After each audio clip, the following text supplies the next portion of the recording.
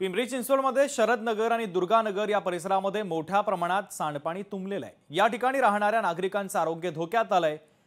SRA scheme building विकासक तसंच महापालिका प्रशासनाकडे वारंवार तक्रारी करून सुद्धा सोसायटीमधील सांडपाणी काढण्यावर कोणतीही उपाययोजना करण्यात आली नाही। आता राहायला जायचं तरी कुठे असा प्रश्न येथील सोसायट्यांमधील नागरिकांना पडलेला आहे आणि याचा आढावा घेतलाय लोकशाही मराठीचे प्रतिनिधी सुशांत डुंबरे यांनी। पाहूयात।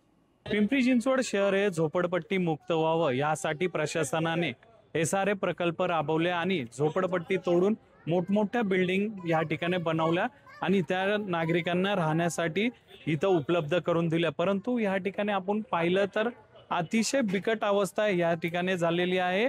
ड्रेनेजचं पाणी साचल्यामुळे इथल्या नागरिकांना मोठा त्रास सहन करावा लागतोय। गेल्या काही दिवसांपासून अशा पद्धतीने या दुकानांमध्ये व पार्किंगमध्ये मोठ्या प्रमाणात हे ड्रेनेजचं पाणी साचलेलं आहे। घाणीचं साम्राज्य देखील या ठिकाणी आपल्याला पाहायला मिळत आहे।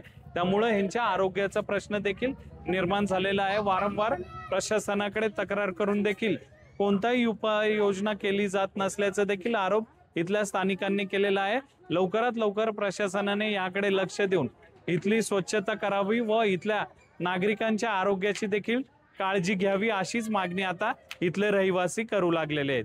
सुशांत डुंबरे, लोकशाही मराठी, पिंपरी चिंचवड। तर पहिले होते ते चांगले होते, आम्हाला सगळं सोय होते। आता काहीच सोय नाहीये। सगळं पाणी साचले, लोक आजारी मरायला लागलेत। आजारी होऊन सगळे दवाखान्यात जावं लागतंय। गटरीचं पाणी तसंच साचतंय, काही सोय नाहीये। लिफ्ट बंद आहे, पाणी नाहीये प्यायला, काहीच नाहीये बिल्डिंग मध्ये। कोणाचे सर, आमचं पहिलं झोपडपट्टी चांगली होती, आता झोपडपट्टी आम्हाला बिल्डिंग भेटून काय फायदा नाही आम्हाला आता सध्या आमचा लय हालत चालू आहे। आमची लेकरं बाळ आजारी पडलेली आहेत। माझी सून 5-9 महिन्याची प्रेग्नंट आहे। आता ती बाईला कसं आणायचं, कसं न्यायचं, ती तुम्ही सरकारने आम्हाला न्याय करून द्यावा। इथं कचऱ्याचं साम्राज्य साठलेलं आहे। पुन्हा ड्रेनेजचा प्रॉब्लेम आहे। सगळं पाणी वगैरे तुंबलेलं आहे, खाली पाणी वगैरे तुंबलेलं आहे। स्वच्छता साफसफाई नाही। हाऊसकीपिंगचा प्रॉब्लेम आहे। महानगरपालिकेचे लोक वगैरे हाऊसकीपिंगला येत नाही तिथं। त्यापेक्षा झोपडपट्टी व्यवस्थित होती।